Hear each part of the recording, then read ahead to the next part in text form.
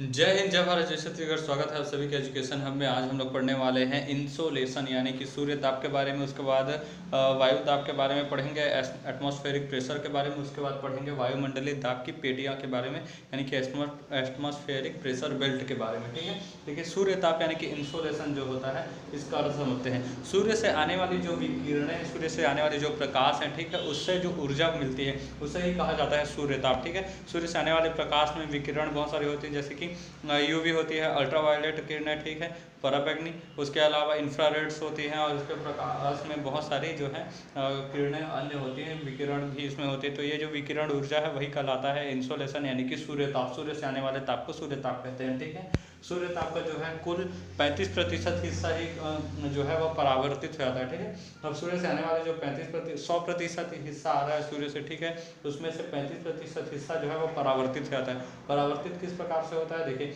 ये है हमारी पृथ्वी, ये पृथ्वी है, ये है बीच में बादल, और यह है हमारा सूर्य। सूर्य से जो प्रकाश आ रहा है उसमें से 35% जो है वह परावर्तित हो जाता है। इसमें से इस 35% में से 27% जो है बादल परावर्तित कर देते हैं। उसके बाद जो 6% होता है उसे पृथ्वी का वायुमंडल परावर्तित कर देता है, और 2% होता है उसमें जो वातावरण में जो धूल के कण होते हैं उस 2% को ये लोग परावर्तित कर देते हैं। तो कुल मिलाकर 35% जो है परावर्तित हो जाता है। और जो 14% हिस्सा होता है, ठीक है, उसमें से 14% होता है 35 के अलावा, उसे जो है बादल पूरी तरह से सोख लेता है। उसके बाद जो बच जाता है 51% हिस्सा, वह हमारे पृथ्वी तक पहुँचता है। ठीक है, पृथ्वी तक पहुँचता है। तो ये जो 35% हिस्सा है जिसे परावर्तित कर दिया जाता है इसे कहा जाता है एल्बिडो। ठीक है, उसका जो 34% हिस्सा है उसे सोखता है, और उसके अलावा जो है 51% हिस्सा है वह हमारी पृथ्वी पर आता है। इसे उष्मीय बजट के नाम से जाना जाता है, जो कि 51% हमारे पृथ्वी पर आता है सूर्य का ऊर्जा।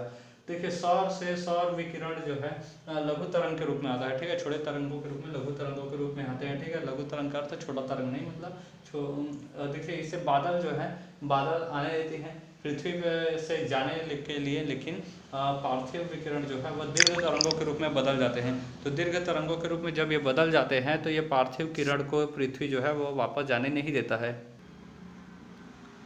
और जो पृथ्वी अगर जाने नहीं देता है तो ये जो है दीर्घ तरंगों के रूप में पृथ्वी पर हो जाती हैं, पड़ जाती हैं, और इसी दीर्घ तरंगों के कारण जो है पृथ्वी गर्म हो जाती है। अब देखते हैं वायुमंडलीय दाब। वायुमंडलीय दाब वो होता है जो कि देखिए सभी चीज़ों पर, जो भी चीज़ें पृथ्वी पर उपस्थित है उन सभी पर चारों ओर से दाब पड़ रहा है, इसे ही कहा जाता है वायुमंडलीय दाब। ठीक है, पृथ्वी के समस्त वस्तुओं पर पड़ने वाला दाब जो है वायुमंडलीय दाब है। यह जो वायुमंडलीय दाब जो है सर्वाधिक जो है समुद्र तल पर होता है, और ऊपर जाने पर इसमें वायुमंडलीय दाब में कमी आती है। ठीक है, तो वायुमंडलीय दाब होता है इसलिए हम लोग जैसे हैं वैसे खड़े हुए हैं, नहीं तो पिचक जाते या फिर फट जाते। ठीक है, इस प्रकार से देखिए समुद्र तल पर वायुमंडलीय दाब जो है सर्वाधिक होता है। समुद्र तल पर जाने पर लोगों को एकदम फटने की स्थिति लगने लगती है। और उसी प्रकार से जैसे ही हम लोग पृथ्वी से ऊपर जाने लगते हैं, जैसे हिमालय पर चढ़ने वाले जो लोग होते हैं, जैसे उस ऊपर जाते हैं तो वायुमंडलीय दाब क्या है, घटने लगता है, जिसकी वजह से नाक से खून बहने लग जाता है। ठीक है, तो ये सारी स्थितियाँ बनती है। अब वायुमंडलीय दाब को मापने के लिए बैरोमीटर का यूज़ किया जाता है। बैरोमीटर जो होता है यह समुद्र पर तल पर लगाया जाता है, और इससे दो प्रकार के बैरोमीटर होते हैं। एक होता है एंड्रॉयड बैरोमीटर। एंड्रॉयड बैरोमीटर जो होता है ये ऊंचाई का मापन करता है, ऊंचाई पर जाने पर तो इसे अल्टीमीटर के नाम से भी जाना जाता है। दूसरा होता है 14 बैरोमीटर। 14 बैरोमीटर जो होता है मौसम की भविष्यवाणी करता है, और इसमें देखिए पारा भरा होता है, पारा धातु जो होता है वो भरा हुआ होता है। इसमें 3 स्थितियाँ होती है। पारा धातु, अगर बैरोमीटर का पारा धातु अचानक से 60 से नीचे गिर गया तो समझ जाइए कि चक्रवात की स्थिति आने वाली है, बवंडर। ठीक है, दूसरा स्थिति होता है कि यदि बैरोमीटर का जो पारा है वो धीरे धीरे धीरे धीरे नीचे गिरने लगा तो समझ जाइए कि वर्षा होने वाली है। तीसरा स्थिति होता है कि पारा अगर ऊपर जाने लगे पारा, तो समझ जाइए कि मौसम जो है वह साफ होने वाला है, साफ मौसम रहेगा, यानी कि अच्छा मौसम रहेगा। वायुमंडलीय दाब जो है 1013.23 मिली बार होता है। ठीक है, ये मिली बार इसका मापन की इकाई है। 76 सेंटीमीटर भार वाले दाब पर के बराबर यदि प्रत्येक 6000 फीट की ऊंचाई पर जाया जाए तो वायुमंडलीय दाब में 34 मिली बार की कमी आ जाती है। ठीक है, देखिए वायुमंडलीय दाब जो है और ऊंचाई, इसमें जो है विपरीत संबंध होते हैं, यानी कि समुद्र तल पर वायुमंडलीय दाब जो है सबसे अधिक होगा, यानी कि नीचे जाने पर वायुमंडलीय दाब जो है वो बढ़ेगा, और वहीं पर अगर पहाड़ की चढ़ाई करें तो वायुमंडलीय दाब कम हो जाएगा, यानी कि पहाड़ यानी कि ऊंचा, तो ऊंचाई पर जाने पर वायुमंडलीय दाब कम होता है और नीचे जाने पर वायुमंडलीय दाब बढ़ जाता है। ठीक है, तो ये इसमें संबंध है। वायुमंडलीय दाब की पेटियां देखते हैं। ठीक है, देखिए तो वायुमंडलीय दाब जो हमारा पृथ्वी है, ठीक है, ये है एक गोला के रूप में जानते हैं, पृथ्वी गोल है ऐसा कहते हैं, हालांकि जियोइड है, ठीक है। लेकिन इसमें जो पृथ्वी गोल है, इसमें बीचों बीच से एक काल्पनिक रेखा जिसे विषुवत रेखा कहते हैं, इसे अगर पृथ्वी को गोला मान लिया जाए तो इसका आधा, तो इसलिए क्या हो जाएगा, गोला का आधा गोलार्ध हो जाएगा, ठीक है। तो इस गोला का आधा जो है ऊपर की ओर जो गोलार्ध है वह उत्तरी गोलार्ध, और आधा जो है नीचे की ओर वह है दक्षिणी गोलार्ध, ठीक है। तो इसमें 7 प्रकार की पेटियां पाई जाती हैं। तो विषुवत रेखा में एक निम्न विषुवत निम्न पेटी पाई जाती है। इसके ऊपर में उत्तरी गोलार्ध में यानी कि 3 पेटियां और पाई जाती है, और दक्षिणी गोलार्ध में 3 पेटियां। इस प्रकार से 7 पेटियां इसमें होती हैं। तो पहला होता है विषुवत रेखीय निम्न दाब की पेटियां, ठीक है। विषुवत रेखीय निम्न दाब की पेटियां जो होती है वह 0 से 10 डिग्री सेल्सियस 10 डिग्री अक्षांश तक होता है, ठीक है। दोनों गोलार्ध पर यह 0 से 10 डिग्री अक्षांश पर होता है, उत्तरी और दक्षिणी गोलार्ध दोनों पर। इसमें जो सूर्य की किरणें हैं वो एकदम लंबवत पड़ती हैं, ठाठ सूर्य की किरणें इसमें पड़ती है। इसकी वजह से यहाँ पर तापमान बहुत अधिक होता है। इस वजह से यहाँ पर कोई जो हवाएं हैं वो काफ़ी गर्म हो जाती हैं, बहुत ज़्यादा गर्मी लगता है। इसलिए यहाँ के जो लोग होते हैं वो काले काले होते हैं, मंगरेला टाइप से, ठीक है। चाहे आप लोग दक्षिण अफ्रीका देख लीजिए या फिर कहीं पर कभी एरिया देख लीजिए जहाँ पर से मतलब ये जो विषुवत रेखा गुजरती है, ठीक है। तो यहाँ पर बहुत ज़्यादा गर्म हवाएं हो जाती है, जिसकी वजह से गर्म होकर हवाएं ऊपर उठने लगती हैं। वहाँ पर का हवा जो है ऊपर उठ गया तो होगा क्या, नीचे का एरिया खाली हो गया, तो उस एरिया को भरने के लिए आर्द्रता वाली हवाएं आती हैं, ठीक है। बहुत स्पीड में हवा आती है, तूफान आता है, ठीक है। तो तूफान आता है और अपने साथ पानी वाले कण लेकर आते हैं, जिसकी वजह से रोज़ 2 बजे से लेकर 4 बजे दोपहर में यहाँ बारिश हो जाती है, ठीक है। रोज़ होता है। इसलिए हरियाली वाला जितना क्षेत्र है जहाँ से विषुवत रेखा गुजरा है, जैसे ब्राज़ील ले लीजिए, अफ्रीका का कॉन्गो वाला एरिया ले लीजिए, मलेशिया वगैरह, सिंगापुर वाला जो एरिया है, इंडोनेशिया वगैरह, ये वाला एरिया ले लीजिए, तो यहीं से गुजरता है, ठीक है, विषुवत रेखा। यहाँ पर एकदम हरियाली होती है क्योंकि यहाँ बारिश गजब की होती है, ठीक है। ये इसी की वजह से होता है। यहाँ पर निरंतर जो है निम्न दाब वही वायु इसमें बनती रहती है, इसलिए इसे तापजन्य निम्न दाब की पेटी के नाम से जाना जाता है। दूसरा होता है डोलड्रम।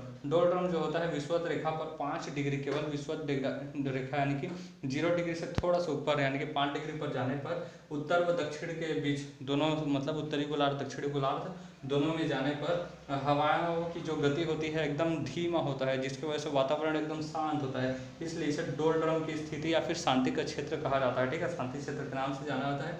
दूसरा होता है उपोष्ण उच्च दाब की पेटी। उपोष्ण उच्च दाब की जो पेटी होती है वो 35 डिग्री पर होता है। 30 डिग्री से लेकर 35 डिग्री अक्षांश उत्तरी एवं दक्षिणी गोलार्ध में पाया जाता है। शीतकाल के समय यानी कि ठंड के मौसम में केवल 2 महीनों को छोड़ दिया जाए तो शेष समय यहाँ पर उच्च दाब के कारण हवाओं का जो है नीचे से ऊपर उतरना होता रहता है। इसलिए इसमें घोड़े वाली घटना हुई थी, जिसे इस कारण इसे अश्व अक्ष के नाम से जाना जाता है। देखिए, घोड़े वाली घटना यानी कि अश्व अक्ष इसलिए कहा जाता है क्योंकि एक व्यक्ति था जो नाव में पहले घोड़ों का व्यापार करता था। तो घोड़े के लिए व्यापारी ने नाव लिया, नाव में घोड़ों को और घोड़ियों को भी भरा, ठीक है, और उसके लिए बहुत सारा खाना वाना अनाज वगैरह भरा और लेकर चला गया। लेकिन जैसे ये क्या है 30 से 35 डिग्री वाला एरिया पर पहुंच गया, तो 30 से 35 डिग्री वाले एरिया पर पहुंचा तो इसका नाव जो है जोर जोर से हिलने लगा, तो इसे लगा कि डिसबैलेंस हो रहा है, तो इसलिए अनाज को इसने फेंक दिया। तो अनाज को फेंक दिया, लेकिन इसके बाद भी जो है डिसबैलेंस हो रहा था, उसे ये मतलब कंट्रोल नहीं कर पाया, नाव फिर भी हिल ही रहा था। तो इसने जितनी भी घोड़ियाँ थी सब घोड़ी लोग को फिर फेंक दिया समुद्र में, ठीक है। बेचारे घोड़े लोग चिल्ला रहे थे कि इससे भी कुछ काम नहीं बना, तो घोड़ों को भी फेंक दिया। तो घोड़ों को फेंका तो इतना सब करने में मतलब इसको क्या हो गया, ये 35 डिग्री सेल्सियस 35 डिग्री अक्षांश से और मतलब नीचे आ गया, ठीक है।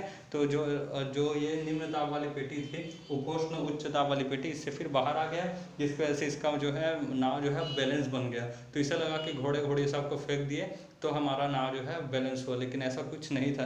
ये उपोष्ण उच्च दाब वाली पेटियों वाली अक्षांश के इस वायुमंडलीय दाब की पेटी में पहुंच गया था, जिस वजह से बहुत ज़्यादा हवाओं का परिवर्तन, जिसकी वजह से समुद्र में बहुत ज़्यादा लहर उत्पन्न हो रहे थे, जिसकी वजह से इसका नाव हो रहा था। इस वजह से इसे अश्व अक्ष के नाम से, घोड़े वाला पेटी के नाम से जाना जाता है, ठीक है। घोड़े वाली घटना हुई थी इसमें। देखिए, उसके बाद होता है उपध्रुवीय निम्न दाब की पेटियाँ। ये 60 से 65 डिग्री सेल्सियस पर होता है। इसमें दोनों गोलार्ध यानी कि उत्तरी गोलार्ध दक्षिणी गोलार्ध दोनों में 60 से 65 डिग्री मतलब अक्षांश, हमेशा सेल्सियस बोल देता हूँ, इसे ध्यान रखिएगा। ठीक है। गोलार्ध पर ये निम्न दाब के कारण जो है हवाओं का टकरा कर ऊपर उठना होता है, ठीक है। निम्न दाब के कारण जो है हवाएं जो है टकरा कर ऊपर उठते रहते हैं, इसकी वजह से यहाँ पर ठंड का मौसम बनता रहता है, ठीक है। उसके बाद आता है ध्रुवीय उच्च दाब की पेटी। इसमें जो है ध्रुवों के समीप होता है ध्रुवीय उच्च दाब की पेटी। दोनों ध्रुव में उत्तरी गोलार्ध, दक्षिणी गोलार्ध, उत्तरी ध्रुव, दक्षिणी ध्रुव दोनों पर होता है, जिसकी वजह से उच्च दाब की स्थिति बनती है और यहाँ पर भीषण ठंड पड़ती है। यहाँ पर सर्वाइव करना एकदम नामुमकिन के बराबर है। घूमने घामने साइंटिफिक एक्सपेरिमेंट्स के लिए भले ही लोग चले जाते हैं। तो यह सब था वायुमंडलीय दाब की पेटी, वायुमंडलीय दाब, ठीक है। मिलेंगे नेक्स्ट क्लास में, तब तक के लिए जय हिंद।